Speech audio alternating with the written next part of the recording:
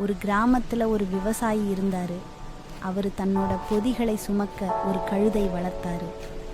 பக்கத்து கிராமத்துக்கு போக பக்கத்தில் இருக்கிற மலை பாதை வழியாக கழுதையோட பயணம் போனார். அந்த விவசாயி கழுதை மேலே நிறைய சாமான் இருந்ததால் கழுதையோட கழுத்தில் ஒரு கயிறை கட்டி பாதுகாப்பா அது கூடவே நடந்து போனார் அந்த விவசாயி. ஆனால் அந்த முட்டாள் கழுதை இவ்வளவு உழைக்கிற என்ன சந்தேகப்பட்டு கழுத்தில் கயிறு கட்டி இழுத்துட்டு போறாரேன்னு வருத்தப்பட்டுச்சு.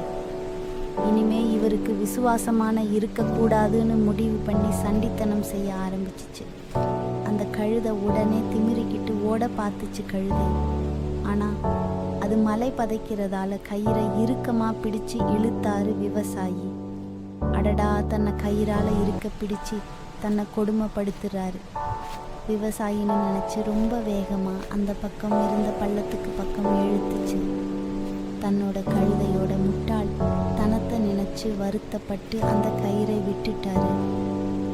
அந்த விவசாயி நடக்கிற விஷயங்கள் எல்லாம் தனக்கு எதிரானதுன்னு நினச்ச கழுதை வீணா அந்த பள்ளத்துக்குள்ளே விழுந்து செத்து போச்சு.